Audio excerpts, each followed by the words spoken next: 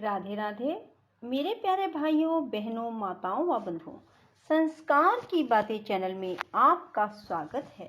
बंधुओं, आज वैशाख मास बड़ा शुक्रवार मैं आपको सुनाने जा रही हूँ महालक्ष्मी की कथा। बंधुओं, शुक्रवार के दिन महालक्ष्मी की कथा सुनने मात्र से महालक्ष्मी का घर में स्थायी वास होता है। बंधुओं, पर कथा को पूर्ण विश्वास, सच्ची निष्ठा, एकाग्र मन होकर सुना जाए तब ही माँ लक्ष्मी आपके घर में स्थायी वास करेंगी। बंधुओं, यदि मन में विश्वास नहीं तो कुछ भी नहीं। विश्वास करोगे तभी माँ लक्ष्मी आपके यहाँ स्थायी वास करेंगी।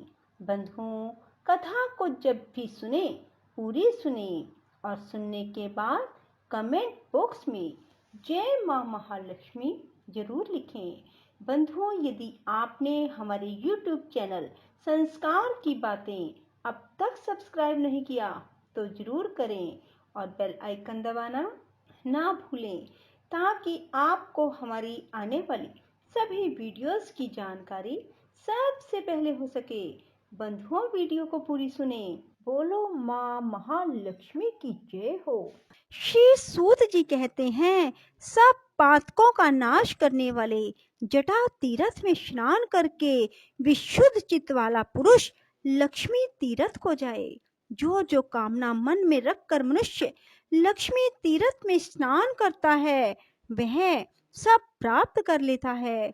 लक्ष्मी तीर्थ बड़ा भारी दरिद्रता की शांति करने वाला, महान धन धान्य की समृद्धि देने वाला, बड़े बड़े दुखों का नाश करने वाला, महान वैभव को बढ़ाने वाला है। वह स्वर्ग और मोक्ष देने वाला, महान ऋण से छुटकारा दिलाने वाला, श्रेष्ठ पुत्र प्रदान करने वाला है। ब्राह्मणों, इस प्रकार यह लक्ष्मी तीर्थ का महात्म बतलाया गया है। इस तीर्थ में स्नान करने के बाद अग्नि तीर्थ को जाए। वह महापुण्य में और महापातकों का विनाशक है। पूर्व काल में रावण को उसकी सेना सहित मारकर विभीषण को लंका का राजा बनाकर दशरथ नंदन श्री रामचंद्र जी जब सीता और लक्ष्मण के साथ सेतु मार्ग से गंधमादन पर्वत पर आए तब लक्ष्मी तीर्थ के किनारे ठहरकर उन्होंने देवताओं, ऋषियों और पितरों के समीप वहां अग्निदेव का आवाहन किया। तब लक्ष्मी तीर्थ से कुछ दूर पर अग्निदेव महासागर से ऊपर उठे और मानव रूपधारी श्री रघुनाथ जी को देखकर इस प्रकार बोले, राम, राक्षसों को भय देने वाले महाबाहु श्री राम, आपने जो रावण का वध किया है वह जानकी जी के पातिव्रत्य धर्म के बल से ही संभव हुआ है। यह बात सत्य है, सत्य है, सत्य है। ये साक्षात जगन माता लक्ष्मी है। इन्होंने लीला के लिए मानव शरीर धारण किया। जब आप देव शरीर में स्थित होते हैं तब ये भी दिव्य देह से आपकी सेवा करती हैं। आपने मानव शरीर धारण किया है, इसलिए ये भी मानव कन्या के रूप में प्रकट हुई हैं। आप भगवान विष्णु के शरीर के अनुरूप ही ये भी शरीर धारण कर लेती हैं। जगत स्वामिन देव देव जनार्दन, आप जब जब अवतार धारण करते हैं तब तब ये आपकी सहायिका होती हैं। जब आप भृगुनंदन परशुराम के रूप में अवतीर्ण हुए थे तब ये धरणी नाम से प्रकट हुई थी। इस समय आपके साथ ये जनक नंदिनी सीता के रूप में प्रकट हुई हैं और भविष्य में जब आप श्री कृष्ण अवतार लेंगे तब ये रुक्मिणी होंगी। इसी प्रकार अन्य अन्य अवतारों में भी ये आपकी सहायिका होती हैं। अतः रघुनंदन, आप मेरे कहने से इन्हें आदर पूर्वक ग्रहण करें। अग्नि का यह वचन सुनकर देवताओं और महर्षियों ने दशरथ नंदन श्री राम और जनक नंदिनी सीता की बार बार प्रशंसा की। श्री रामचंद्र जी ने अग्नि के साक्षी देने से परम निर्मल सती साध्वी सीता को ग्रहण किया। जिस स्थान पर अग्निदेव प्रकट हुए उसी को अग्नि तीर्थ समझो। अग्नि के प्रकट होने से ही उसका नाम अग्नि तीर्थ हुआ।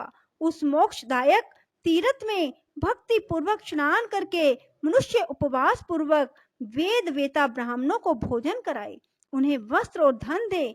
ऐसा करने से वह सब पापों से मुक्त हो भगवान विष्णु का सायुज्य प्राप्त कर लेता है।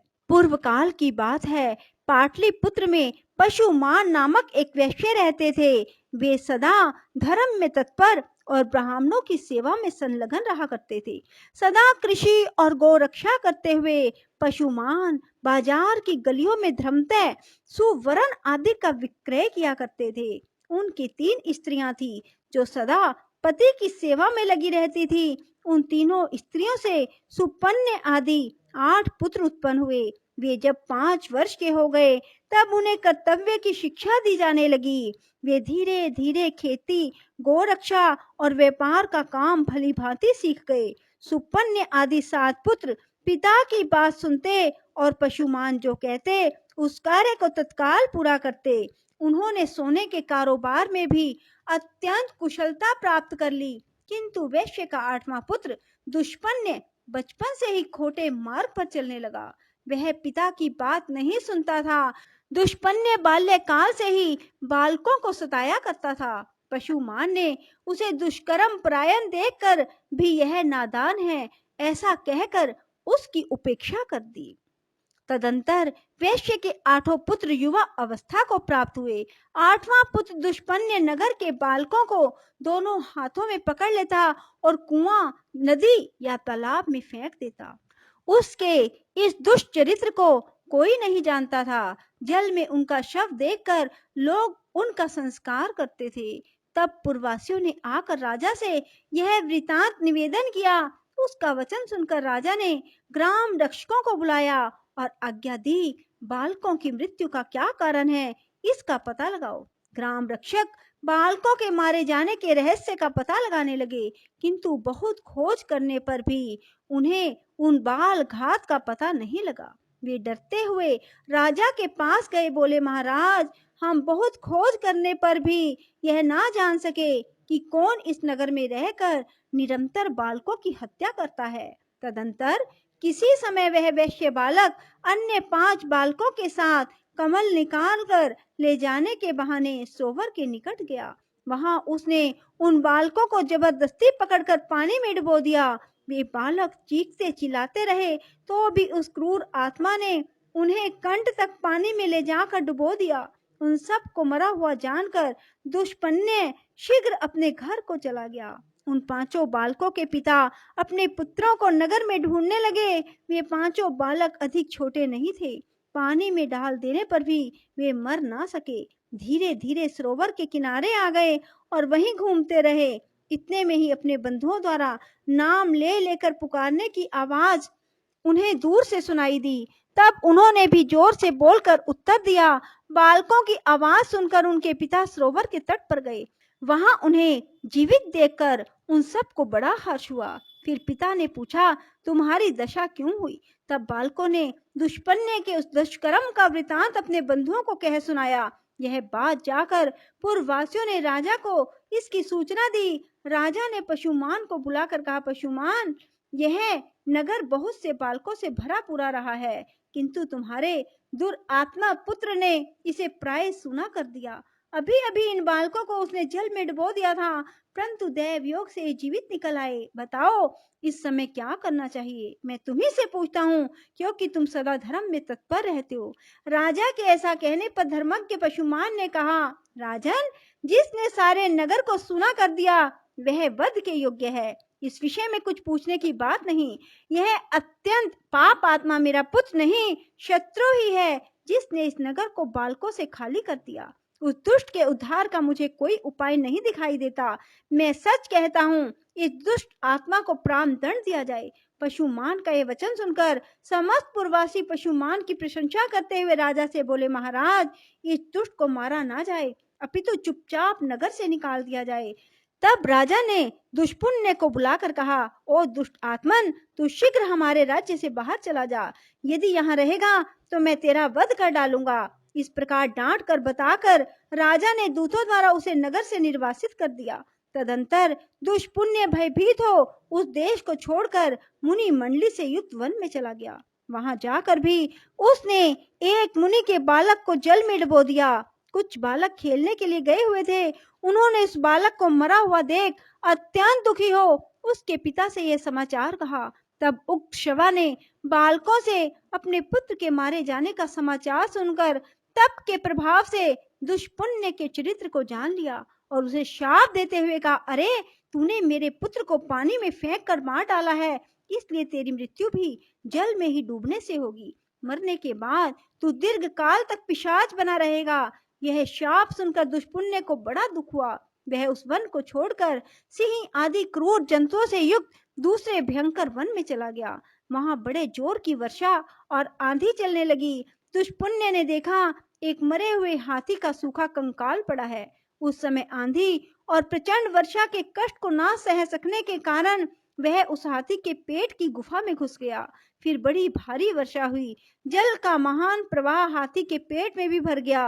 हाथी का शव उस महाप्रवाह में बहते बहते समुद्र में चला गया।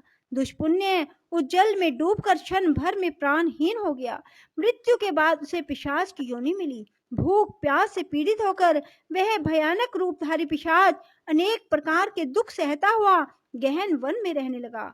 एक वन से दूसरे वन में दौड़ता और कष्ट भोगता हुआ वह क्रमशः दंडक अरण्य में आया। वहां उसने उच्च स्वर से पुकार लगाई, हे तपस्वी महात्माओं, आप लोग बड़े कृपालु और सब प्राणियों के हित में तत्पर रहने वाले हैं। मैं दुख से अत्यंत पीड़ित हूँ, अतः मुझे अपनी दया दृष्टि से अनुग्रहित करें। पूर्व काल में मैं पाटलिपुत्र नगर में पशुमान का पुत्र दुष्पुण्य नामक वैश्य था। उस समय मैंने बहुत से बालकों की हत्या की। अब मैं पिशाच योनि को प्राप्त हुआ हूँ। भूख प्यास सहन करने की मुझ में शक्ति नहीं रह गई, अतः आप लोग कृपा करके मेरी रक्षा करें। तपोधनो, जिस प्रकार मैं पिशाच योनि से छूट जाऊं वैसा प्रयत्न करो। पिशाच का यह वचन सुनकर तपस्वी मुनियों ने महर्षि अगस्त्य जी से कहा, भगवान, इस पिशाच के उद्धार का कोई उपाय बताओ। तब अगस्त्य जी ने अपने प्रिय शिष्य सुतीक्ष्ण को बुलाकर कहा, वत्स सुतीक्ष्ण, तुम शीघ्र गंधमादन पर्वत पर चले जाओ। वहां सब पापों का नाश करने वाला महान अग्नि तीर्थ है। महामते, उस पिशाच के उद्धार के उद्देश्य से तुम उस तीर्थ में स्नान करो। अगस्त्य जी के ऐसा कहने पर सुतीक्ष्ण जी गंधमादन पर्वत पर चले गए और अग्नि तीर्थ में जाकर पिशाच के लिए स्नान का संकल्प करके वहां उन्होंने 3 दिन तक नियम पूर्वक स्नान किया। फिर रामनाथ आदि तीर्थों का सेवन और स्नान करके श्रेष्ठ ब्राह्मण सुतीक्ष्ण जी अपने आश्रम पर लौट आए। उस तीर्थ में स्नान के प्रभाव से वह पिशाच शीघ्र ही दिव्य देह को प्राप्त हुआ और सुतीक्ष्ण, अगस्त्य और अन्य तपोधनों को बार बार प्रणाम करके उनकी आज्ञा ले प्रसन्नता पूर्वक स्वर्गलोक को चला गया। बोलो लक्ष्मी माता की जय हो। राधे राधे। जय श्री कृष्णा। बंधुओं, यदि आपको हमारी वीडियो पसंद आए तो इसे लाइक करें और शेयर भी जरूर करें। धन्यवाद।